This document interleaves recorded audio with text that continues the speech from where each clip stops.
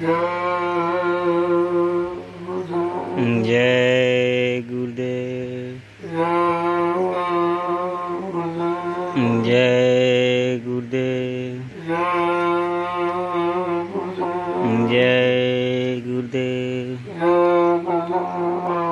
प्रभु का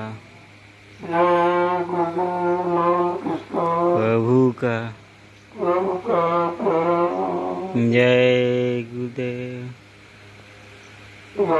परमात्मा संग्राम सेवा कर रहे सभी प्रेमी जिनका बड़ा सौभाग्य होता है हमें परमात्मा संग्राम सेवा का अवसर होता है। ये सेवा सबसे महत्वपूर्ण है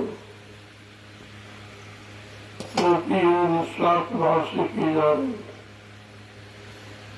इतने प्रेमियों का कोई अपना स्वार्थ नहीं, कोई लोभ लालच नहीं, कोई इच्छा नहीं। और इस सेवा से जो उनकी व्यवस्था तैयार हो रही है, जो आगे आने वाले समय में लाखों लोग इसका लाभ उठाएंगे। ये तुम्हारी सबसे बड़ी सेवा, सबसे बड़ा परमात्मा योगदान है जो हिंदुस्तान में कहीं देखने को नहीं मिला। ये सेवा कोई नहीं कर रहा। कहीं आप चले जाओ, सब जगह स्वार्थ की आवाजें लगे, लोभ और लालच, मान सम्मान अधिकार, इसके अलावा परमात्मा बहुत कुछ नहीं लगे। यह देश समाज का बड़ा दुर्भाग्य है। जब तक लोगों के अंदर सेवा भाव नहीं आएगा, आपसी प्रेम प्यार मोहब्बत नहीं बढ़ेगा, तब तक कोई भी काम शांति ढंग से होने वाला नहीं। इसलिए सबको चाहिए मिलजुल कर निर्गति परिवार में रहे और बाल बच्चों के पालन पोषण के लिए खेती करो, दुकान करो, दफ्तर करो, बिजली व्यापार मजदूरी, लेकिन सच्चाई ईमानदारी मेहनत से ताकि किसी का कर्म कर जाओ तुम्हारे परीक्षा नहीं हो पाए। यही इसी कर्म कार्यों के कारण ये जीवात्मा काल में आके देशों कितने युगों से खुशी हुई, अभी तो कर्म का अवसर नहीं मिला और इस कर्म को कर्म करने को कोई समझ ही नहीं रहा। सब ये कर्म कर्जा बढ़ाने में लगे, उनका छीन लिया, उनको धोखा दिया, उनकी बेईमानी किया, उनकी चोरी की, उनको मार दिया, मतलब उनको लूट लिया, बेचार को चार घोषणा बेचार को बढ़ गई मानी। वो कर्म कर्जा चढ़ाने का ही रास्ता है, लेकिन न तो कोई जानकारी देने वाला और न इसकी जानकारी किसी को है। एक तो कहने का तो चढ़ा है, उसको तो उतारो का तरीका आपको किसी ने दिया नहीं और ये निरंतर आप बढ़ाते चले जा रहे। हर युग में आपने कर्म कर्जा चढ़ाया बढ़ाया है, उतारा नहीं। ये तो कलयुग में संतों की मेहरबानी है जो समय से आए और कर्म कर्जा उतारने का रास्ता उन्होंने खोला। ये परमात्मा रास्ते से अनंत जन्मों के कर्म कर्जों को उतारा जा सकता है। परमात्मा रास्ते के सिवा और कोई रास्ता नहीं। और वह सब स्वार्थ में बंधन है। राजा और लोग सब स्वार्थ में डूबे, उनको स्वार्थ का परिणाम न मालूम है। वो स्वाद करता है, कितने हानिकारक है, कितने जन्मों के लाखों में लाने का कारण होता है। संग्राहकों को पता है, इसलिए सरल जानकारी मानो। जिन्होंने कभी ऐसी जानकारी सुनी नहीं, उनकी संताई नहीं थी, तो सुनाता बताता कौन? उनका कोई नहीं कभी है नहीं। जो थोड़ा बहुत 750 वर्षों से जो सब महात्माएं हैं, उनका थोड़ा बहुत ही सारा बचनों का है, लेकिन बचनों को सुनेगा कौन, समझेगा कौन, जीवन में उतारेगा कौन और लाभ कौन प्राप्त करेगा? यही तो सबसे बड़ी कमी है। न कोई बताने वाला, न कोई समझाने वाला, न बड़े पात्र की जानकारी को देने वाला, क्या अच्छा है, क्या बुरा है, क्या पाप है, क्या पुण्य है, क्या शुभ है, क्या अशुभ है, और माँ बहन बेटी बहू है, ये तो जानकारी खत्म हो गई। जो समाज परिवारों में रहने की मर्यादा थी, वो समाप्त हो गई। अब दुख ही दुख, मुसीबत मुसीबत, बीमारी महामारी, लड़ाई और झगड़ा, दैवीय प्रकोप, दुर्घटनाएं, अकाल मौत के सिवा कुछ नहीं रह गया और कोई इसके बारे में जानकारी लेने वाला नहीं। जो है वो पुराने युगों की बातें कर रहे हैं, पुराने युगों की चर्चा कर रहे हैं, जो तुम्हारे काम आने वाले नहीं, क्योंकि जो समय निकल गया वो दोबारा नहीं आता। गुजरा वो जमाना आता नहीं दोबारा। जो वक्त घड़ी समय जो निकल जाते हो तो नहीं आते। जब वो समय घड़ी नहीं आएगा तो उसका अध्ययन, उसका पठन पाठन करने से आपको लाभ ही करें, केवल जानकारी रह जाएगी, हाँ ऐसा हुआ था। लेकिन अब तो उससे ज्यादा हो रहा, तो हुआ था तब क्या प्रभाव मिला और उससे ज्यादा हो रहा तो क्या प्रभाव होगा, इस पर भी तो विचार नहीं कर रहे कि जिन लोगों ने बड़ा किया, बुराई की, एक दूसरे के साथ प्रेम व्यवहार नहीं रखा, एक दूसरे में रहना दिया, सेवा खत्म कर दी, तो उनका परिणाम क्या हुआ? संघार, विनाश, ये परिणाम। तो उसी को प्रकरण अगर तुम अपना सुधार कर लेते हैं कि लंबे पिछले युगों की बात खराब और बुरा करेंगे तो परिणाम हमारा भी खराब होगा। लेकिन सब बोलिए, बुराइयों में जुटे पड़े, इसी को कलयुग कहते हैं। कलयुग का मतलब कलयुग, कले मने लड़ाई झगड़े का युग, झूठ छल कपट बेईमानी का युग, छीना झपटी का युग, ये पाप कर्मों को ये करने वाला युग है, इसी को कलयुग कहा गया। और इस कलयुग में उपाय तो संतों ने अच्छा रखा। युग तो खराब है, लेकिन संत महापुरुषों ने उसको खराब नहीं कहा। उन्होंने कहा कलयुग समयान युग, जो न कर विश्वास। कलयुग के समान अच्छा युग जीवात्मा के कल्याण के लिए कोई नहीं। लेकिन कब? जब संतों के वचनों पर विश्वास करो, उनकी बातों को सुनकर अपने जीवन में अमल करोगे, उतारोगे तो लाभ मिलेगा। वो तो लाभ दिलाने वाले वचन, बाकी जितने वचन आप सुनते हो उनसे तुम्हारा कोई लाभ नहीं होगा, क्योंकि वो वचन उस समय, उस युग में उन लोगों के लिए थे जो उस समय मौजूद थे, तुम्हारे लिए नहीं है। इसलिए हर युग का इतिहास अलग अलग कुछ लिखा गया कि सतयुग में क्या था, त्रेता में क्या था, द्वापर में क्या और कलयुग में क्या होना चाहिए। जो अपने युग समय की बात को सुनोगे समझोगे और जीवन में उतारोगे तो आपको लाभ मिलेगा। लेकिन पिछले युगों की कहानियां या वचन सुन सुनकर कोई लाभ नहीं मिलेगा, किसी भी तरह का कोई परमार्थी लाभ आपको हासिल नहीं होगा। लेकिन ये बात बताने समझाने वाला कोई नहीं, क्योंकि किसी को मालूम नहीं। एक तो कलयुग का राज तो संतों के पास, और संत महात्माओं के करीब कोई जाएगा नहीं, उनके बच्चों को कुछ सुनेगा नहीं, क्योंकि तुम्हारे पास संतों की पहचान नहीं।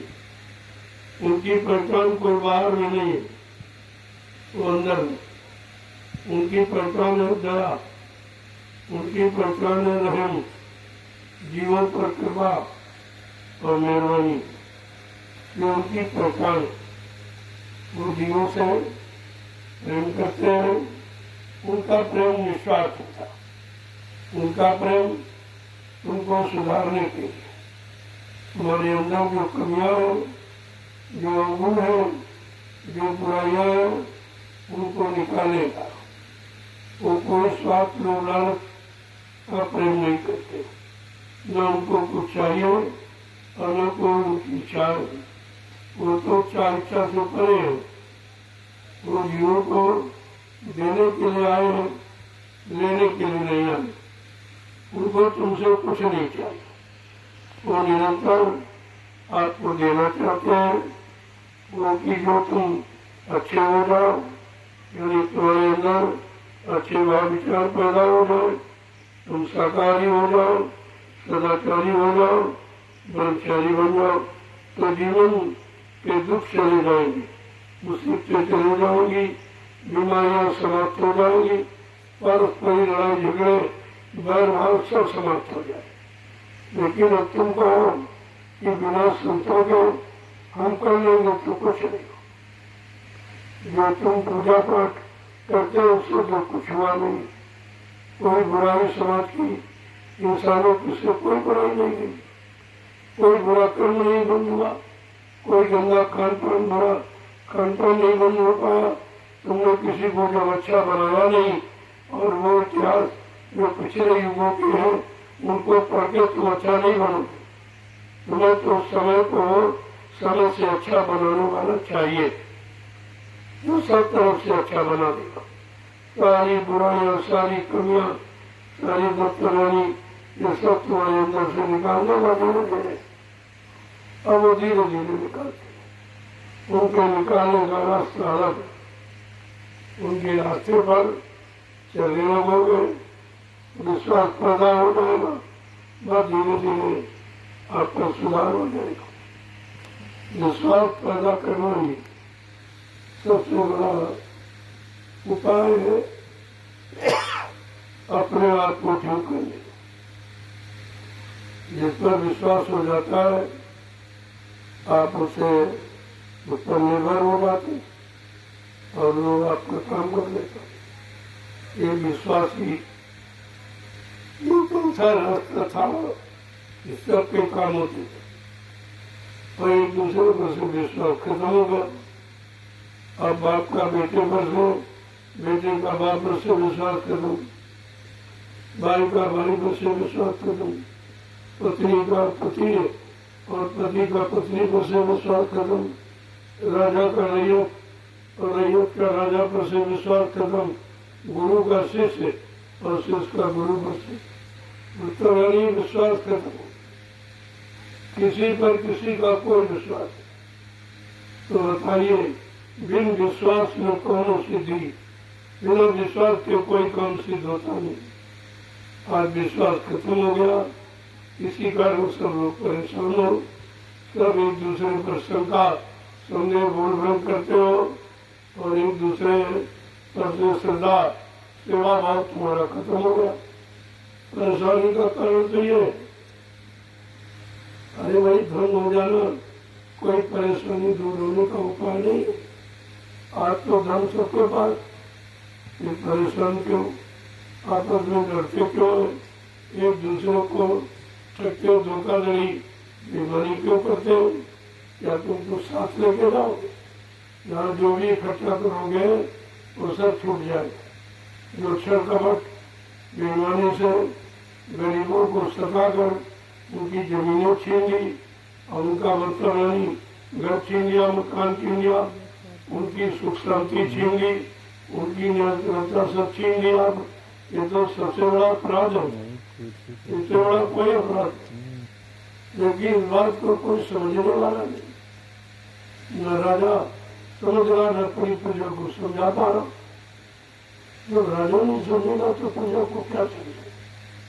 तो राजा खुद सुख शांति में नहीं है तो प्रजा को सुख शांति क्या देगा? रातों दिन ख्वाहिशों में डूबा है, ये मिल जाए वो मिल जाए, ऐसे मिल जाए वैसे मिल जाए, टैक्स लगा दो, महंगाई बढ़ा दो, यानी ये कर दो वो कर दो, सबको परेशान कर दो और सबको परेशानी करके और अपने हिरासत में ले लो, अपनी गुलामी में।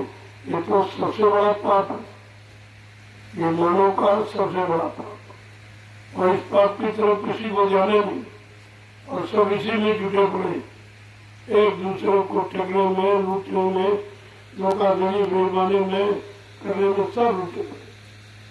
और बेचारे यही नहीं समझ पा रहे कि अच्छा क्या और बुरा क्या। पाप किसे कहते पुण्य?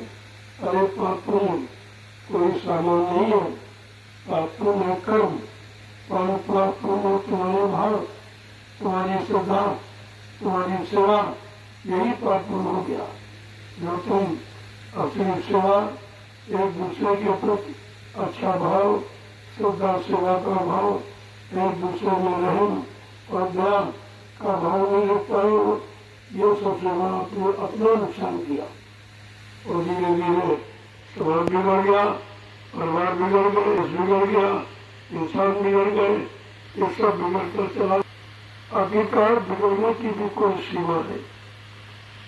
जब सब कुछ बिगड़ जाता है तो परिवर्तन होता है, सब परिवर्तन होता है। और आज देखिए कुछ नहीं बचा, आपके पास कुछ बचा ही नहीं। जो सबसे बड़ी धरोहर थी, जो बुजुर्गों से विरासत के रूप में मिली थी, सच्चाई, ईमानदारी, वो पीछे नहीं थोड़ी चली, जिसके कारण परिवार की सुख शांति खत्म हो गई, समाज की सुख शांति चली गई, देश दुनिया की इंसानों की सुख शांति चली गई। कितना भारी आपने नुकसान किया और फिर भी समझने का प्रयास नहीं करते हो कि हमने अपना कितना बड़ा नुकसान किया, जो कभी दोबारा मिलने वाला नहीं। तो जब तक संत महापुरुषों के करीब नहीं जाओगे, जो तुम्हारी सारी समस्याओं का समाधान लेके बैठे, जब तक उनके पास नहीं जाओगे, आपकी किसी नई समस्या का समाधान या कोई नहीं कर सकता। किसी दुख तकलीफ को कोई बता नहीं सकता। आपने जिन पर उम्मीद की विश्वास किया, वहां आपको क्या मिला? कुछ नहीं मिला। शांति की जगह अशांति मिली, भ्रांति मिली, क्रांति मिली, धर्म की जगह अधर्म मिला, पुण्य की जगह पाप मिला, यानी मतलब मानवता की जगह पर ये दानवता मिली। क्या यही पाने के लिए आप निरंतर मेहनत करते हो, परिश्रम करते हो, लेकिन तुमने आज तक विचार ही नहीं किया ये मिलेगा कहाँ? ये संतों की शरण है। संत महापुरुष सच्ची सुख शांति देने के लिए आते हैं और सबके एक देश नहीं, वो सर्वदेशी और सर्वहितैषी, देखने और दूरदर्शी और समदर्शी, उनको इसीलिए कहा जाता है। यह सब किसी पर लागू नहीं हो, न किसी राजा पर, उपरा पर। यह सब महात्माओं संतों पर लागू है, जो जीवों के हित के लिए आते। नित्य रोज मंडल में उनका आने का अपना कोई निजी लाभ नहीं। उनके बारे में इसीलिए जानकारी दी गई, पर मानव के कारण साधन जरा शरीर, साधु संत महात्मा परमात्मा के लिए मानव तन धारण करते हैं। उनका शरीर नहीं है, शरीर धारण करते, इसलिए उनके शरीर से निरंतर लाभ मिलता रहता। उनका दर्शन करो, उनका स्पर्श करो, आपको सुख शांति प्राप्त होती। निरंतर यही होता भाई, इनका दर्शन करो, इनका स्पर्श करो, इनके पास बैठो, इनके वचनों को सुनो, इनका दर्शन करता रहो। ये भाव क्यों होता? ये है उनके शरीर से जो धारा निकलती रहती है जीवों को लाभ देने के लिए, उसको धारा निकली गई। जितने जीव स्पर्श हो जाए उनको लाभ हो जाएगा। यहाँ तक तो मनों को भी लाभ हो जाता, जनों को भी लाभ हो जाता। कहने का मतलब है उनको जो लाभ देने के लिए आए हैं वो निरंतर लाभ देते ही रहते, क्योंकि उनका लेने का भाव नहीं, देने का। तो तुम समय पास में जाकर भी नहीं समझ पाते हो ये देने का काम कौन कर रहा। आज हिंदुस्तान में कोई देने का काम कर रहा, सब लेने का काम। चंदा है, नोट है, वोट है, सामान है, सम्मान है, अधिकार है, पद है, कुर्सी है, ये तो सब लेने वाले बैठे। तुम्हें देने वाला कौन है? तुमको उस पर विचार करना चाहिए, अपने दाता पर जो तुमको सब कुछ दे और बदले में कुछ मिले, ऐसे दाता की तलाश करनी चाहिए। जब तक ऐसे समृद्ध दाता की तलाश नहीं करोगे तुम्हें कुछ मिलने वाला नहीं। कितनी मेहनत कर डालो और जीवन समर्थ कर दोगे और मिलेगा कुछ।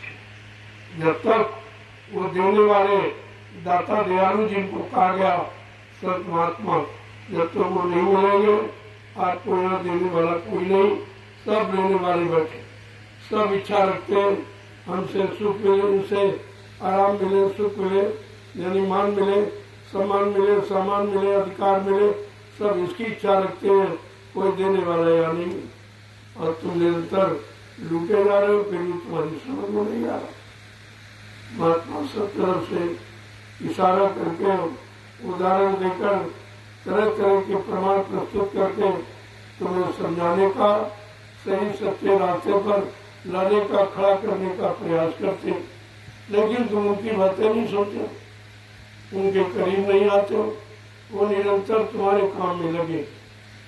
जहाँ तुम्हारा काम हो रहा हो, तुम्हारे हित का काम हो रहा, बिना तुमसे कुछ आशा इच्छा रखे तुम्हारा काम किया जा रहा हो, वो तुम्हारा असली काम है। वहाँ जुड़ जाओगे तुम्हारा भला हो जाएगा। अब तुम यही नहीं समझ पाते हो कि हमारा काम कहाँ हो रहा, हमें कहाँ जुड़ना चाहिए, हमें किनके पास बैठना चाहिए, किनकी सुनना चाहिए, किनकी मानना चाहिए, किनके अनुसार चलना चाहिए, अपने जीवन को सुखमय शांति में बनाना चाहिए। अभी तक आपके अंदर भाव नहीं बना, क्योंकि तुम्हारे पास पहचान है। आंखें गंदी हो गई, महात्मा दिखाई नहीं दे रहे, कान गंदे गंदे शब्दों को सुनते और सुनाते और गाली गलौज भद्दे अश्लील शब्दों का प्रयोग करके आपने अपनी जबान को और कानों को गंदा कर दिया। अब जब गंदा हो गया तब अच्छा ही समझ में नहीं आ रही। बार बार ये प्रार्थना की जा रही कि मानव शरीर बहुत थोड़े समय के लिए मिला और ये अपनी बार ऐसे नहीं मिला जब 83,99,999 योनिया शरीर उनमें जाकर जीवात्मा ने परमात्मा से प्रार्थना की कि मालिक एक बार मानव शरीर का स्वभाव दे दीजिए, हम अपने कल्याण के लिए किसी संत महात्मा की तलाश करके उनसे सच्चा अच्छा रास्ता जान लूंगी, अपने घर जाने का रास्ता पूछ लूंगी और अपने घर चली जाऊंगी। इसके लिए अभी तक कितने यानी करोड़ लोग जो दुनिया में रह रहे हैं, इनमें कितने लोगों ने मानव जीवन को सार्थक बनाने का प्रयास किया या कोशिश की है, या कर रहे हैं, कुछ नहीं, कुछ गिने चुने लोग तो कुछ समझ पा रहे हैं, बाकी विचार समझ बस वो 6 काम जो 6 कर्म आप वही, इसके अलावा आप जानते नहीं। 6 कर्म आप जानते हो, आहार निद्रा भय मैथुनस, खाना पीना सोना, कमाना, मन मूत्र त्याग करना और औलाद बच्चे पैदा करना। ये 6 कर्म के सिवा आपने कोई कर्म जाना नहीं। ये तो कर्म पशु पक्षी कीड़े मकोड़े सभी करते, और वही तुम करो तो तुम्हारे में पशुओं में अंतर क्या है? मानव जीवन सत्कर्म के लिए मिला। सातवां कर्म क्या है? जीवात्मा जगे परमात्मा चले। यह सत्कर्म करने का अधिकार केवल मनुष्य को, किसी को नहीं। और इस कर्म को आप जानते हैं, सत्कर्म की पहचान केवल संत महात्मा बताए। उनके पास उसकी युक्ति है और कराने की तो उनके पास तरीका विधि है, और वो पूरा सहयोग देकर के आप आइए 7वां कर्म पूरा करा देंगे। लेकिन बात समझ में आए तब तो, जब शरण में जाओगे, करीब में जाओगे, बच्चों को सुनोगे, तो धीरे धीरे आपकी समझ में आ जाएगा ये 7वां कर्म क्या है। 6 कर्म तो दुनिया के सभी जीव कर रहे हैं, उनसे कोई परमात्मा की प्राप्ति नहीं होगी। वो तो शरीर की क्रियाओं के अंग है, लेकिन जो आत्मा भी तो शरीर में बैठी है, और तो आत्मा का कर्म तो आज तक आपने किया ही नहीं, और किसी से पूछा भी नहीं कि भाई आत्मा क्या क्या कर्म है। और आत्मा के कर्म के लिए ये मानव शरीर आपको दिया गया, और वो कर्म अभी तक आपने शुरू नहीं किया। तो ये बताओ जानकारी है कि जो जानकार बनते हो तो बहुत अज्ञान, बिल्कुल अंधकार में डूबे वो तो सुनते ही नहीं। यानी जो जड़ व्यवस्था में फंसे हैं वो चेतन व्यवस्था की बात सुनते ही नहीं, और काम तुम्हारा जड़ करेगा तो चेतन करेगा। इतनी तक पहचान नहीं कर पाए कि जड़ चेतन में अंतर क्या है। जड़ काम करता कि चेतन? जड़ माने मुर्दा, क्या मुर्दा कभी काम करेगा कि जिंदा काम करेगा? इतनी भी बात तो समझ में अभी तक नहीं आई, फिर आप समझोगे क्या?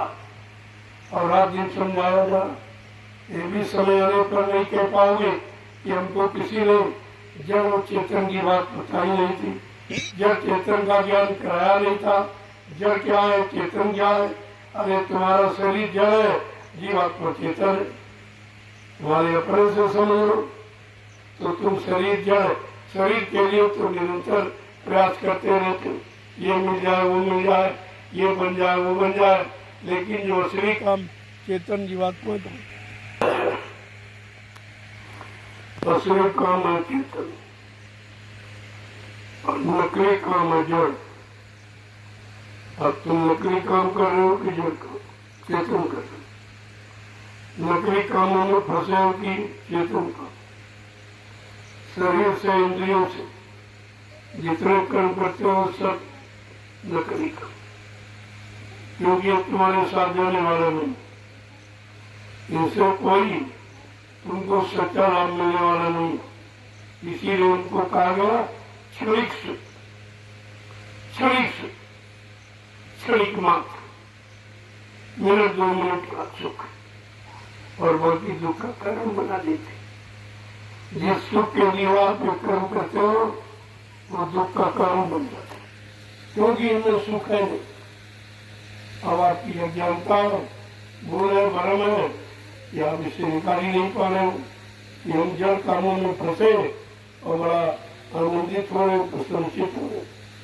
यही तो सबसे बड़ी जीव की अज्ञानता कि हमें चेतन में फंसना चाहिए कि जड़, ये शरीर जड़ है, इंद्रियां भी जड़, लेकिन जीवात्मा चेतन। जो चेतन जीवात्मा के कारण ये आपका जड़ शरीर चलता फिरता, उठता बैठता, बोलता चालता, एक कर्म करता दिखाई देगा। और जिस दिन चेतन जीवात्मा निकल जाएगी, ये शरीर अपनी जड़ता में आ जाएगा, तो चेतन रूप इसका समाप्त हो जाएगा। ये जीवात्मा के कारण चेतन आपको दिखाई देगा, वैसे जड़ और जड़ी से जड़ शरीर के पीछे हम लोगों को पड़े हुए थे। आप तो नहीं समझ पाए कि जड़ के तुम का अंतर क्या है। बड़े बड़े ज्ञानी ज्ञानी वो भी भ्रमित, उनको भी जड़ के तुम का ज्ञान नहीं है। वो भी शरीर के सुख और क्षणिक सुख और क्षणिक शांति और क्षणिक मतलब लाभ के लिए जुटे पड़े हैं। उनको भी नहीं ये मालूम है कि शाश्वत आनंद क्या है, परमानंद का आनंद क्या है, हमेशा रहने वाला, कभी नष्ट होने वाला नहीं। वो आनंद क्या है, वो सुख क्या है, वो शांति क्या है। क्या इसके बारे में कभी आपको जानकारी किसी ने दी है या किसी ने जानकारी करने की इच्छा व्यक्त की है? कुछ आत्मात्माओं ने आपको वो रास्ता दिखाया, दिखाने का प्रयास निरंतर कर रहे हैं जो यहाँ किसी ने नहीं दिखाया। कि जैसे चेतन की तरह, जैसे चेतन की तरह, चेतन तुम्हारा असली है और असली काम है, और चेतन ही तुमको चेतन परमात्मा से मिलाएगा। इसीलिए आपने देखा ये शरीर परमात्मा से कभी नहीं मिलता। शरीर तो यही जला के राख कर दिया जाता, या तो करके डाल दिया जाता, या पानी में बांध के फेंक दिया जाता। तो शरीर तो कभी गया नहीं, और शरीर के अलावा और तुमको जानते हो, इसी को खिलाना पिलाना, इसी को भोगों में फंसाना, सारी शक्ति को नष्ट कराना, इसके अलावा तुमने कुछ जाना है? कुछ निरंतर हानि हो रही, पूरे जीवन की हानि हो रही, और बाद में मिलेगा कुछ नहीं, लेकिन जानकारी यही नहीं। इसी जानकारी को देने के लिए संत महात्मा आए हुए, कलयुग में पर आए और सच्ची जानकारी आपको दे, सच्चाई की तरफ आपको मोड़ रहे, सच्चाई का रास्ता मजबूत करें, सच्चिदानंद दिलाने वाला वो सुख पाने की युक्ति आपको दे रहे। लेकिन तुम बात सुनो तो समझ में आपके आत्मा नहीं कुछ, देखो क्या हो रहा। इसलिए आज योग जंगल में को संदेश पड़ा, जब बस्ती में लोगों ने सुनना पसंद नहीं किया, तो जंगल में भी जीवात्मा हो।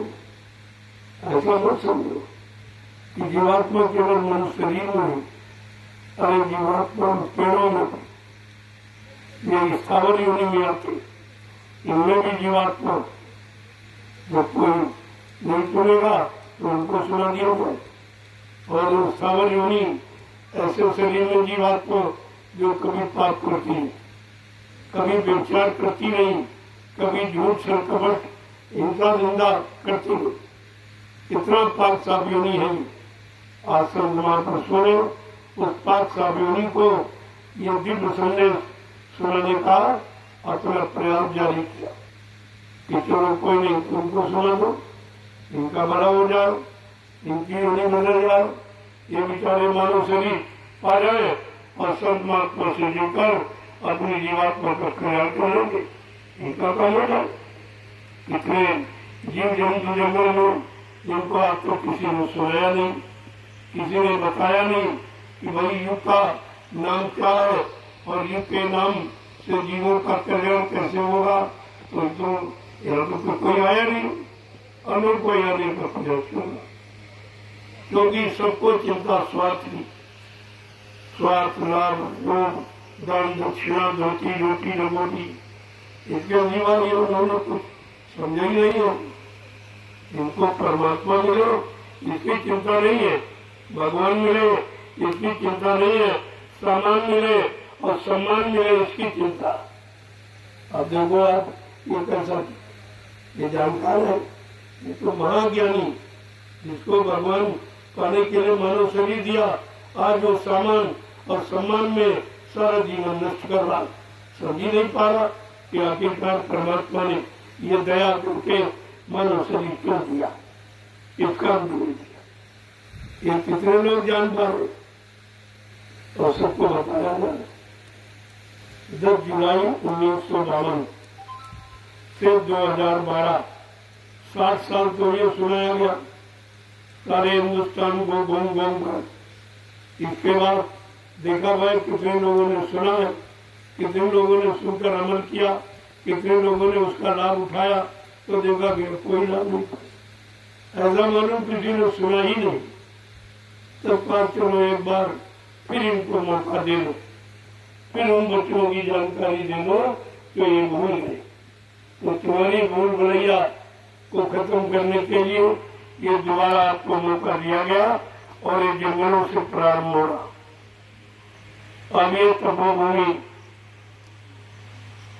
जो जंगल के रूप में बदली हुई है, जो शुद्ध है, क्योंकि जंगल में कोई आया नहीं, यहाँ कोई बुरा कर्म पाप किया नहीं, यहाँ कोई ऐसा हत्या हो नहीं, यहाँ कोई चोरी डकैती हुई नहीं, यहाँ झूठ छकमट बेईमानी धोखाधड़ी हुई नहीं है, तो जंगल में कोई आया नहीं।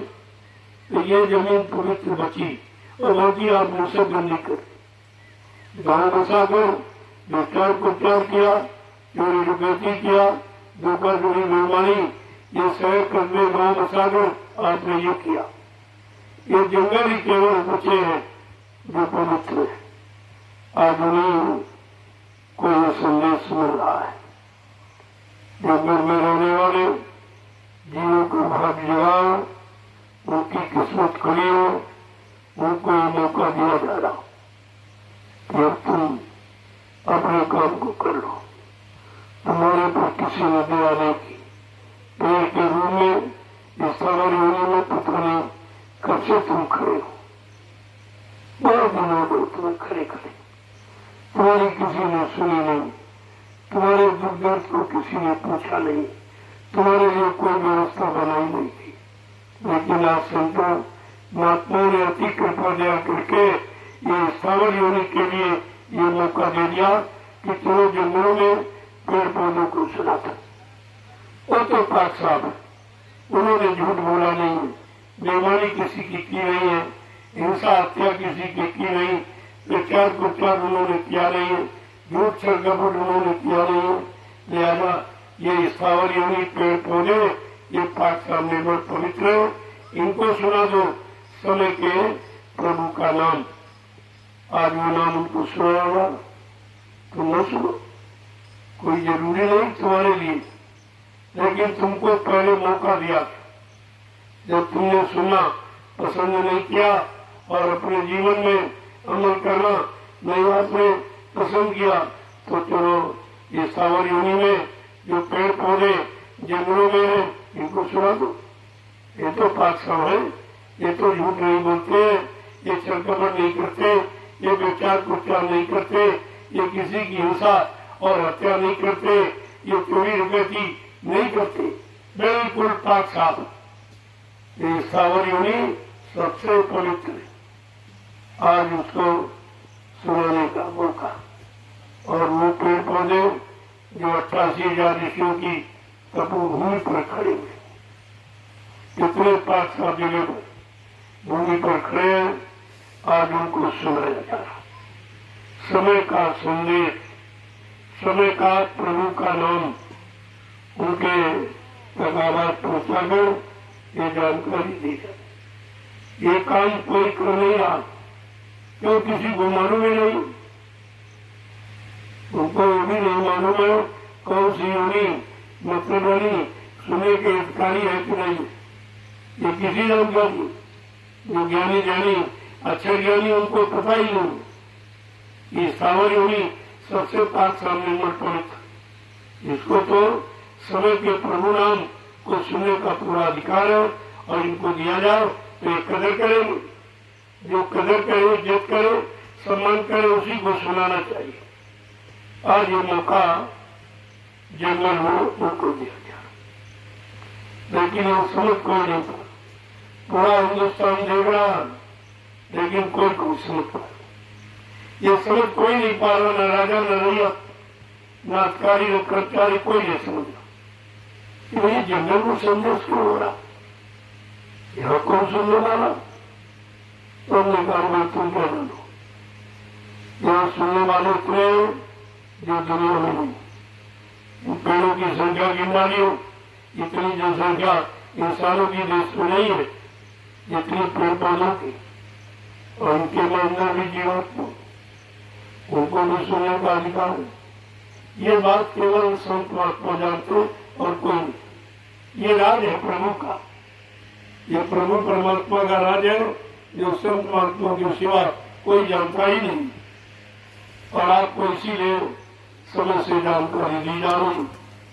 जय गुरुदेव, जय गुरुदेव, जय गुरुदेव, जय गुरुदेव, जय गुरुदेव, जय गुरुदेव, जय गुरुदेव नाम कृष्ण, प्रभु का, जय गुरुदेव नाम कृष्ण, प्रभु का, प्रभु का प्यारा, जय गुरुदेव, जोर से बोलो, जय गुरुदेव, सब मिल बोलो, जय गुरुदेव, बोलना होगा, जय गुरुदेव, अभी से बोलो, जय गुरुदेव, दुख दर्द हरेंगे, जय गुरुदेव, सब कष्ट मिटेंगे, जय गुरुदेव, सुख शांति भी देंगे, जय गुरुदेव, सबके दाता, जय गुरुदेव, सबके मालिक, जय गुरुदेव, प्रेम से बोलो, जय गुरुदेव, ये नाम नहीं इंसान का,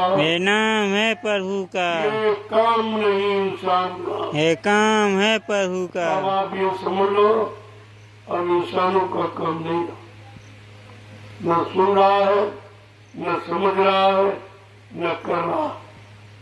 इसलिए ऐसी स्थिति को देखकर अब ये स्थावर योनि जिसे पेड़ पौधे कहते हो उनको सुना जाता है। तुम लोगों को सहयोगकारी जिन शरीरों में जीवात्मा है वो परमात्मा प्रभु के नाम को सुनने के अधिकारी है। तुम ये क्यों समझते? और वो सच्चाई में है, वो झूठ संक्रमण नहीं बोलते, वो गंदा खान पान नहीं करते, गंदा कोई कर्म नहीं करते। कितना पाक साफ इन पेड़ों का शरीर है जो तुमको फल देते और बदले में कुछ नहीं लेते। ये देखिए आप, इनकी दया देखिए पेड़ों की, आपसे कुछ नहीं, और तुम फल पाने के लिए उन पर पत्थर डंडे मारते हो, डाले पत्ते तोड़ देते हो, लेकिन फिर भी वो बुरा नहीं मानते, हर बरस आपको फल देते। इनकी सहनशीलता, बर्दाश्त क्षमता कितनी है ये सीखे आप। सहनशीलता, बर्दाश्त क्षमता अगर सीखना तो पेड़ों से, और जो पेड़ झुक जाता है जिसमें फल होते, जो फल देता है वो झुक जाता, और जिसमें फल नहीं है वो अकड़ के खड़ा। ये अकड़ना मुर्दे की पहचान है, और झुकना ये जिंदगी चेतन की पहचान। ये आपको सब समझदारी रखनी चाहिए, और बर्दाश्त क्षमता समर्पण। किसी ने किसी काम की बर्दाश्त क्षमता नहीं, कुछ दे दिया जाए तो अहंकार आ जाता, न दिया जाए तो गरीबों में रोने लगते, गरीबी में रोने लगते। तो न तो गरीबी न अमीरी, न अच्छा न बुरा, तुम्हें कोई बर्दाश्त ही नहीं, तो ऐसे जीवन को क्या मिलता? अपना समय जीवन का नष्ट कर देते, न तो कुछ नहीं।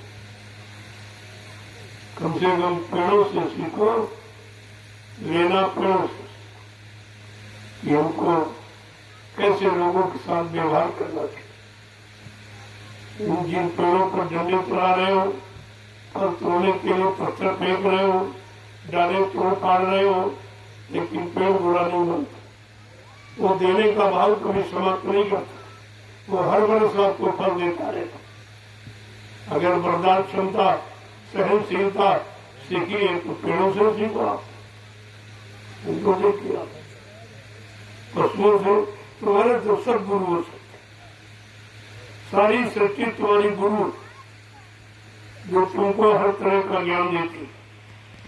अगर इंसान लेना चाहे तो इन सब गुरुओं से ले सकता, लेकिन वो लेने वाला का भाव ही नहीं। लेने का भाव नहीं है, लेने की भक्ति, करने की भक्ति नहीं है, तो फिर शक्ति आपको मिलेगी। इसीलिए आप शक्तिहीन हो गए, बलहीन हो गए, चरित्रहीन हो गए, कुछ नहीं तुम्हारे पास बचा। जय गुरुदेव। जय गुरुदेव। अब ये जिस कार्यक्रम की जानकारी सारे हिंदुस्तान तक पहुंचाई जा रही, वो जानकारी का नाम है जीवन रक्षक गुरु पूजा महान पर्व। ये किसी ने नहीं बताया होगा, इतना विस्तार में, इतनी विशेषता जोड़ करके ये गुरु शब्द की परिभाषा किसी ने बताई नहीं। आज उसी गुरु की, उसी सम्यक जानकार, गुरु माने जानकार, गुरु को शरीर, कोई आदमी, कोई जाति, कोई मजहब, कोई भेद, कोई मतलब, दाढ़ी बाल का नाम नहीं। गुरु माने अंधकार, गुरु माने प्रकाश, जो संपूर्ण अंधकार से निकाल कर प्रकाश और ज्ञान की स्थिति में ला खड़ा करता, जो पाप से पुण्य की तरफ, अधर्म से धर्म की तरफ और झूठ से सत्य की तरफ, दानवता से मानवता की तरफ सब इंसानों को लाके खड़ा कर दे, ऐसी चेतन शक्ति को मृत लोक मंडल में गुरु कहते। यह गुरु की पहचान। गुरु की पहचान कोई दाढ़ी वाल नहीं होता, यही तो भूल आपकी, यही तो अज्ञानता है कि आप समझ नहीं पाए। और लोगों ने देखा कि ऐसे बनने, गुरु बनने में बड़ा लाभ है, ये नहीं समझते लाभ है कि हानि है। तुम कितने लाख लोगों का कर्जा लाद रहे हो, जिनका भोजन करोगे, जिनसे कपड़ा मांगोगे, खर्चा मांगोगे, मान सम्मान लोगे, ये सब कर्जा के रूम में तुम्हारे पर चढ़ के बैठ जाएगा और कितने जन्म निकल जाएंगे फिर आप उतार नहीं पाओ। इसलिए संतों ने कर्जों में सख्त हिदायत दी, अरे भाई कोई गुरु मत बनना, शिष्य बनना, गुरु के आदेश का पालन करना, गुरु के वचनों को जन जन के कान तक पहुंचाना और गुरु के वचनों पर चलकर अपने जीवन को सार्थक बनाना, ये अधिकार आपको मिला। लेकिन यहाँ सब गुरु बन गए, कोई शिष्य बनने को तैयार नहीं, सब गुरु। लिहाजा परिणाम क्या है? परिणाम नहीं जाना, ये नकली गुरु बनने का परिणाम कितना बुरा कि हरे शिष्य जन शोक न हरई, सो गुरु घोर नरक में पड़े। अगर किसी को चेला बनाने के लिए, उससे मान सम्मान लूटने के लिए कोई गुरु बन रहा है, ऐसा गुरु रो रो घोर नरक में जाएगा। गुरु का काम है कि जीवात्मा को जगाना, परमात्मा से मिलाना, इसके सिवा गुरु का कोई काम। अब वो परमात्मा के करीब जीव कैसे जाएगा, जाने में कौन कौन सी बाधाएं अटकने लग रही हैं, पहले उनको दूर करेगा और रास्ता आपका साफ करेगा, ताकि आप रास्ते पर सुचारू रूप से चल सको और अपनी मंजिल पर पहुंच सको। पहले तो रास्ता साफ करते, फिर धीरे धीरे उस रास्ते पर चलने की शक्ति देते हो। खुद तो आप नहीं चल सकते क्योंकि आप शक्तिहीन हो, विषय भोगों में शरीर की सारी शक्ति आपने बर्बाद कर दी, तुम्हारे बस को बचा ही नहीं। तो रास्ते पर कैसे? तो रास्ता भी बनाते और रास्ते पर चलते हैं और चलाकर मंजिल पर पहुंचाते, ये सब काम करते। ऐसे थोड़ी उनको बोलना चाहता, ये काम जो तुम्हारा करे समझो वो तुम्हारा रक्षक, वो तुम्हारा सच्चा हितैषी, तुम्हारा सुचिंतक है, तुम्हारा रहबर रहनुमा, जो निरंतर तुम्हारे हित और भले के लिए ही प्रयास कर रहा और निरंतर तुमको बड़े सच्चे रास्ते पर चला रहा। ये काम गुरु का। अब आप सोचो कितने बने हो, कितने ये काम कर, एक भी नहीं, ये काम एक भी नहीं।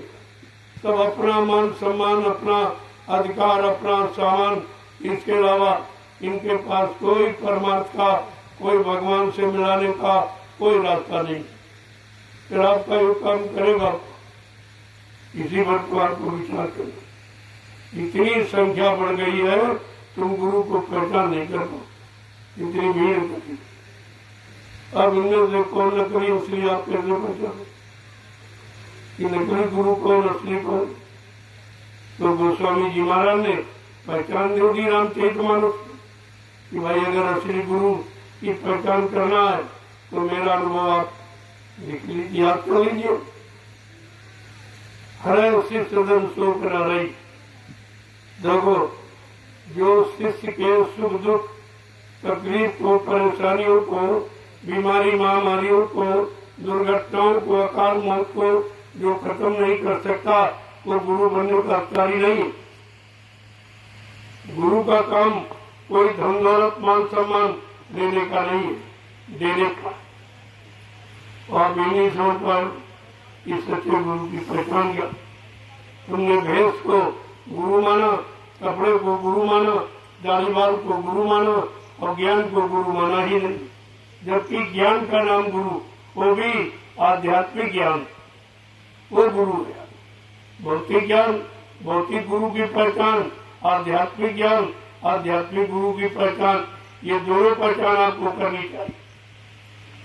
इसलिए ये जो कार्यक्रम होने जा रहा है 19 जुलाई से 24 जुलाई तक, इसमें आपको सब जानकारी मिलेगी। प्रभु प्राप्ति का रास्ता, उसके लिए 1 महीने का साधना शिविर, सावन के महीने में ये साधना शिविर 1 महीने का। उसमें साधना कैसे करोगे? पहले साधना की माने क्या? साधना का अर्थ क्या? साधना माने पकड़ना और साधना माने रोकना, दो अर्थ। अब ये विचार करो, क्या रोकना क्या पकड़ना? मन को रोकना है और शब्द को पकड़ना। जो ऊपर से शब्द आवाज जीवात्मा को पुकार बुला रही, इधर आ, तेरा घर इधर है, तू उधर कहाँ फंस गई, उधर तो काल माया का देश, वो देव तुम्हारा नहीं है, तू इधर आ। ये आवाज ऊपर से आ रही, इस आवाज को पकड़ना, ये है साधना।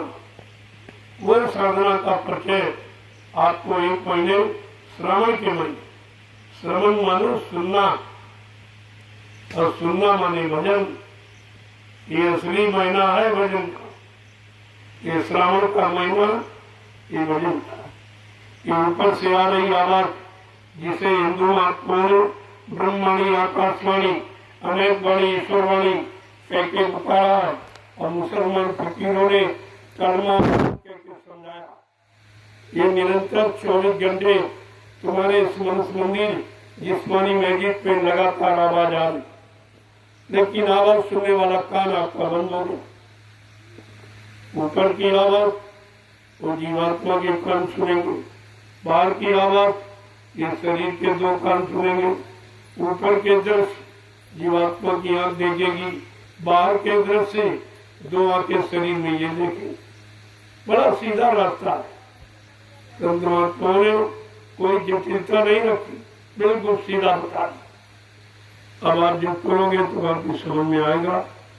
मैंने 1 महीना वो गुरु की कृपा और दया पाने का कि हम सब जीव अपने मालिक गुरु की दया कैसे, अपने गुरु की दया को कैसे पाए, कैसे उनसे लें, कौन से ऐसे कर्म, कौन सा आदेश हुक्म का निरंतर पालन करें तो हमारा गुरु हमसे खुश हो जाए, हमारे ऊपर दया कर दे और हमारा ये रास्ता खोल दे। ऊपर से जो आवाज आ रही वो सुनने के लिए कान खोल दे और ऊपर के दृश्य जो अनोखे हैं उनको देखने के लिए हमारी आंख खोल दे। हमें ये प्रार्थना करनी चाहिए हम सब, उसमें कोई बाकी नहीं। हम सब लोग अंधेरे में, हमारी सबकी आंख कान बंद है, तो कैसे खुले? उसके लिए जो संत महापुरुषों ने दया करके रास्ता बताया, उसी रास्ते पर हमें आपको चलना है।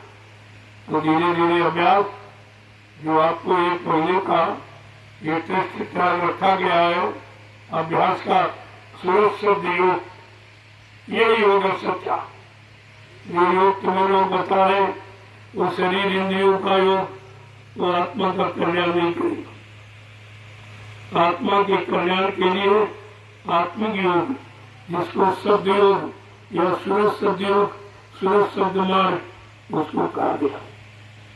उस पर चलने का अभ्यास सावन के महीने में आपको 1 महीने का अवसर दिया जा रहा है। उसमें सुबह एक प्रार्थना पढ़ होगी, इसके बाद 1-1.5 घंटे सुमरन ध्यान बजा बैठेंगे आप। सुमरन कैसे किया जाए, ध्यान कैसे किया जाए, भजन कैसे किया जाए, ये जानकारी और इसकी विस्तृत जानकारी के लिए बाद में सत्संग होगा।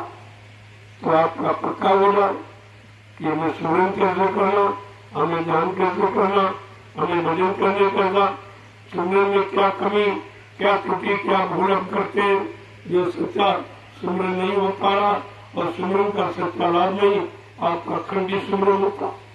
इसलिए से सुमरन का लाभ नहीं, वो सब आपको बताया जाए। 1 महीने का समय मैंने रखा ताकि आपको ये जानकारी हो। अब लोगों को यहाँ से सच्चे अध्यात्म की जानकारी मिलेगी, ये कहीं नहीं मिली, न कोई देगा न दे सकता। ये तपोभूमि नैमिषारण्य से और इस जंगल से शुरुआत होगी। ये जंगल ये ऋषि मुनियों की तपस्या करने की भूमि है और यहीं से आपको अपनी आत्मा को जगाने का रास्ता मजबूत करना है, इसीलिए अवसर दिया। जय गुरुदेव, जय गुरुदेव, जय गुरुदेव, जय गुरुदेव। उसी की तैयारियां हो रही है, आज उसी का ये श्रमदान कर रहे हो, ये जो मेहनत कर रहे हो ये आपकी उसी में जोड़ दी जाएगी। और सुमरन ध्यान भजन में ये मेहनत आपकी जोड़ दी जाएगी, ये व्यर्थ में नहीं जाएगी। एक एक जगह जो मिट्टी सिर पर रख रहे हो ये व्यर्थ में नहीं जाएगी और इसका लाभ किसी बीमारों में ये सब लोग आगे करने लगेंगे और तुम्हारा लाभ छीन जाएगा। इसलिए ये देख रहे हो फिर भी नहीं समझ पाए, या ऐसे कोई नहीं समझ सकता। बिना कृपा के, बिना दया के ये रात किसी की समझ में आने वाला नहीं है। और आपको अवसर मिला, आप इसका लाभ उठा लीजिए और इसका असली लाभ जब 1 महीने का साधना से लगेगा उसमें आपको मिलेगा कि मन शांत क्यों नहीं हो रहा, मन शांति की तरफ क्यों नहीं जा रहा, मन नाम योग की साधना की तरफ नहीं भोगों की तरफ क्यों भग रहा। ये सब जानकारी आपको इन दिनों में हो जाएगी और ये समय आपके लिए रखा गया। सारा हिंदुस्तान इसको देखेगा और सारे विश्व में खबर फैल जाएगी कि परमात्मा प्राप्ति का सुलभ साधन ये है। बाकी तो सब दिखावटी है, बनावट है। कहीं प्रभु प्राप्ति का रास्ता आपको हिंदुस्तान में कहीं नहीं मिलेगा। अगर पहले कभी मिला होगा तो बाबा जय गुरुदेव जी महाराज के सत्संगों में, उनके आश्रम मथुरा वहाँ मिला होगा, या जगह जगह जो बड़े बड़े आध्यात्मिक कार्यक्रम हुए वहाँ आपको रास्ता मिला होगा, या 3 साकेत महायज्ञ किए गए उनमें आपको मिला होगा। ये बड़े बड़े सत्संग हिंदुस्तान में किए गए 10 जुलाई 1952 से 2012 60 साल में आपको संदेश मिला। फिर आप जब भूल गए, देखा गया भाई 60 साल हमने सुनाया है, सिखाया, देखे कितने लोग हमारे इस सुनाए मार्ग पर चल पाए, कितने पकड़ पाए, कितने याद कर पाए, कितने विश्वास कर पाए। तो एक छोटी सी परीक्षा और परीक्षा में सब फेल हो गए। सब बातें गुरु को छोड़कर सब। अब बताइए 60 साल आपने गंवा दिए, गुरु पर विश्वास नहीं कर पाया। मिलना जुलना तो बहुत दूर की बात, तुम विश्वास अपने गुरु पर नहीं कर पाए। जब विश्वास नहीं कर पाए हो तो उससे आपको मिलेगा, बिना विश्वास के तो कुछ मिलने वाला नहीं। ये को उनकी दया कृपा, यही कृपालु दयालु की पहचान। इतनी भारी गलती करने के बाद आपको क्षमा हो गया और फिर से ये दोबारा आपको सुनने का मौका मिल गया। और वो युक्ति जिसके लिए 7 साल मेहनत की गई और आपने उसको गंवा दिया, तो फिर से ये ताजा किया जा रहा। ये छोटा मोटा अवसर नहीं है, ये सारा हिंदुस्तान देखेगा। 1 महीने की सूरज शब्द योग साधना का जो समय रखा गया, इसको पूरा हिंदुस्तान देखेगा। जय गुरुदेव, जय गुरुदेव, जय गुरुदेव, जय गुरुदेव। देखो आज आपने सुने का संदान से आपकी चोरी नहीं मिल पाई। ये तो जिम्मेदारों की कमी थी, जिनको जिम्मेदारी दी गई, ये तो भाव उनको जाएगा कि तुमने कर्मियों को सेवा क्यों दी। मुझे सेवा करने के लिए आपने भूखा क्यों नहीं हो, तो दोस्त तुमको लगेगा। इसलिए करने वाले से कराने वाले की जिम्मेदारी ज्यादा। नहीं जिम्मेदारी निभाओगे तो तुम्हारे हिस्से से कट जाएगा, ये परमात्मा खारिज हो जाएगा, फिर आपको मिलेगा। इसलिए पहले प्रेमियों के मैं रोज कहता रहा कि शाम को योजना बनाओ तो सुबह आप सफलता से अपनी योजना को कर सकते हैं।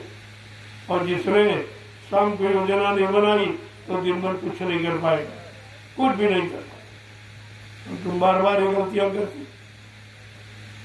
अरे निमंत्रण कार्ड तो कोई बांट सकता, किसी को देते होते लोग वो चला जाता, लेकिन तुमने आज की सेवा लोगों को खत्म कर दी। कितना बड़ा लाभ था जब आपको मालूम है 1 डलिया का लाभ 1 माला के बराबर, तो इनका सुमरन तुमने खराब किया, सुमरन का समय आपने नष्ट कर दिया, तो दोषी तो आप हो ही गए। हमेशा होशियारी के साथ घोड़े की अगाड़ी पिछाड़ी, अफसर की अगाड़ी घोड़े की पिछाड़ी, और महात्माओं के चारों तरफ बहुत होश में रहना चाहिए। ये समय छोटा मोटा नहीं है। तुम अभी आप समझ नहीं पा रहे हो कि तुमको कहाँ खड़ा किया गया, किस काम के लिए खड़ा किया, जिस काम को आगे जरूरत पड़ेगी। सारा हिंदुस्तान, सारा विश्व इस काम को देखेगा, तुम खुद ही नहीं समझ पा रहे हो तो लोगों को क्या समझाओगे। जय गुरुदेव, जय गुरुदेव। अब तुम्हारे पास 2 दिन बचे। अब समझ लो 2 दिन में कितना दे पाओ, और 2 महीने से बराबर संकेत होगा। मैं बराबर तुम्हारे साथ ही लगा हूँ। मैं भी कोई बैठता नहीं हूँ, मैं भी मेहनत कर रहा हूँ आपके साथ। मैं भी मेहनत कर रहा हूँ और मैं सोचना चाहिए। अब 2 दिन में आप कितना काम करें, और संगत बहुत बढ़िया है, क्योंकि गुरु पूजा महान पावन। अभी लोग गुरुओं के बारे में जानते नहीं, केवल गुरु गुरु कहते बस। गुरु को ऊपर ऊपर गाता, अंतर में क्यों नहीं लाता, ये नहीं काम करता। ऊपर ऊपर तो गुरु गुरु कहते, ऊपर तो गुरु गुरु, और पीछे शुरू शुरू सब काम शुरू। क्या खान पान, क्या भाव विचार, क्या कर्म, सब गंदे। कहते ऊपर गुरु गुरु, पीछे शुरू शुरू। मतलब क्या था? गुरु का मतलब ही क्या? गुरु कोई आदमी, गुरु कोई हाड़ मांस पुतले का नाम नहीं है। गुरु वो यानी आध्यात्मिक शक्ति का सुप्रीम पावर है, जो सारी सृष्टि को लाभ दे सकता है। और देने आया है। वो किसी एक को नहीं, सारी सृष्टि को लाते, सारे विश्व को सुख शांति प्रदान करने आया। वो है समय का सदगुरु। गुरु तो केवल ज्ञान कराता, अच्छे बुरे पाप पुण्य की पहचान कराता, रात पर धन दौलत मान सम्मान पर पत्नी बाल बच्चे दिलाता। लेकिन सदगुरु, सत माने ईश्वर और गुरु माने मिलाने वाला। जो ईश्वर ब्रह्म पार ब्रह्म महाकाल सतपुरुष से मिलाए, दर्शन दीदार कराए, प्रेमी उसको सदगुरु कहते। आपको इतना बड़ा सौभाग्य मिला और समझ कुछ नहीं पा रहे। 2 दिन आपके इस महान कार्य के लिए, जिसके बारे में जितना कार्य कम, जितना लिखा सुनाया जा बहुत कम, क्योंकि अवर्णनीय है, अकथनीय है, अनवचनीय। ये कलम स्याही से कागज पर लिखने का विषय ही नहीं, ये अनुभव में है। धीरे धीरे जब करीब में आओगे और सुनोगे, अपने मन को बच्चों को पकड़ाओगे, मन की खराबी गंदगी दूर करने लगोगे, तो सब लाभ आपके पास है।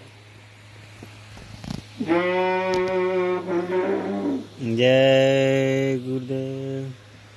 और आपकी सेवा जो आप रहती परमार्थी संदान सेवा कर रहे हो, वो सेवा का समय पूरा हो। दोनों अपना, क्योंकि कल जहाँ जहाँ रास्ते खराब हो गए उनको ऊंचा करके बनाना। जहाँ भंडारे लगेंगे वो जमीन आपको समझना। जहाँ कार्यालय या जितने भी विभाग आपके कार्यों के संबंधित, उन विभागों को कहाँ जहाँ स्थान देंगे उसकी जानकारी बैनर के माध्यम से बनाते। किसी प्रेमी को जानकारी मिलने में कोई सुविधा नहीं, कोई परेशानी। भंडारों का बैनर लगा दो, ये भंडारों की संख्या और ये भंडारों के नाम, किस प्रांत का, किस प्रांत के जिले का कौन सा भंडारा कहाँ लगा, तो प्रेमी अपने जिले में पहुंच जाएगा। और भंडार वालों को चाहिए अपने जिले के प्रेमियों की ठहरने की व्यवस्था खुद करिए, ताकि कोई मीटिंग, कोई सभा, कोई बैठक करना चाहो तो कहीं ढूंढना नहीं पड़ेगा। ये व्यवस्था हर भंडारे वालों को करनी चाहिए, अपनी बड़ी व्यवस्था। वैसे मैं बराबर इतने वर्षों से कह रहा हूँ कि हर प्रेमी अपना एक 4 मीटर का मोमजामा बिछाने का और 4 मीटर रोड़ने का अपने साथ बराबर, जहाँ सर्दे को फट से तान लो, ताकि बैठ गए। किसी की बनाई व्यवस्था का जितना ज्यादा प्रयोग करोगे तुम्हारे भजन से कटौती हो। किसी की सेवा लोगे तो कटौती हो जाएगी। लिहाजा कितने सालों से कहा जा, किसी पेड़ के नीचे अपना मोमजामा तान लो और 2 प्रेमी और बैठ जाएंगे, सेवा भी आपकी हो जाए। अब तुम चाहो कि यहाँ व्यवस्था बना के दी जाए, तो यहाँ कोई 2-4 तो है नहीं, लाखों प्रेमी आएंगे, अपनी बनी व्यवस्था में आएंगे। देखो जो 5 जिले हैं ये, इनको आश्रम के अंदर प्रवेश मत करने देना, इनको कोई बांसबंदी छूने मत देना, ये अपनी स्वयं व्यवस्था में आए, क्योंकि इनके घर में सारी संगत आ रही, सारे मेहमान आ रहे हो, तुमको तुम अपनी व्यवस्था नहीं कर रहे हो, यही ढूंढ रहे हो, तो उनकी व्यवस्था क्या करो। ये 6 जिले सीतापुर और लखीमपुर और पीलीभीत और बरेली और शाहजहांपुर और हरदोई, इन जिलों ये जिले अपनी व्यवस्था बाहर करें, आश्रम के अंदर प्रवेश नहीं करो। इस बात की जिम्मेदारी रखो, आप एक टोली तैनात करो जो इस पर रहेगी। अब की बार व्यवस्था परिवर्तित की जाएगी, जगह जगह टोलियां बना के उनको जिम्मेदारी दे दी जाएगी। और इस टोली की ये जिम्मेदारी, इस टोली की ये जिम्मेदारी, सुरक्षा बल दिन का और रात्रि का अलग अलग देगा। और सबको सेवा मौका मिले। 2-2 घंटे की ड्यूटी सबकी रख दो, सबको सोना और खाना समय से हो जाएगा और ड्यूटी भी हो जाएगी। ये व्यवस्था बनाने का तरीका होना चाहिए। पूरी रात कोई प्रेमी थोड़ी जग पाएगा। 2 घंटे हम प्रेमी समय दे देगा। जो पहले सेवा करेगा तो वो लोग सो लेंगे, जिनकी आगे ड्यूटी, फिर उसके आगे की ड्यूटी वो सो करके पहुंच जाएगा, फिर वो सो लेंगे, अपने सोर पर जाके पहुंच जाएंगे। तो आपका सोने का, नींद का समय भी खराब नहीं होगा और आप सेवा भी कर लेंगे। ये सब व्यवस्था बनानी है। आपके पास 2 दिन है, कैसे आप बनाओगे? तो तुम्हें समझना चाहिए। देख रहे मैं तुम्हारे साथ रात दिन मेहनत कर रहा हूँ तो तुम समझ नहीं पाओगे। कर बैठकर ये पूरी भूमिका तैयार करो। सेवा जहाँ होनी पहले बताओ। आज तुम लोग गायब हो गए और यहाँ प्रेमी 3 घंटे से बैठा कि भाई कमेटी खोली, कुछ बताया नहीं गया। तो आपको सुबह जानकारी देकर एक आदमी को यहाँ तैनात कर देते, तुम्हें जहाँ जाना वहाँ चले जाते। एक आदमी जाता तो 2 आदमी गायब हो गए और 3.5 घंटे की सेवा मारी गई। 3.5 घंटे में आप पूरा हो जाता और कल आपको उधर लग जाता। समय की कीमत तुम खुद ही नहीं समझते तो लोगों को क्या समझाओगे? जय गुरुदेव, जय गुरुदेव। ये सब पीढ़ियां बनेगी। पानी की जिम्मेदारी, लकड़ी की जिम्मेदारी, जहाँ लकड़ी का स्थान है तो सेवादार बैठा दो। कोई नाजायज जरूरत से ज्यादा लकड़ी लेके नहीं जाए, ये दूसरे बनवाने वालों को भी हो जाए। जो बांसबंदी आए वहाँ 2 प्रेमी तैनात कर दो।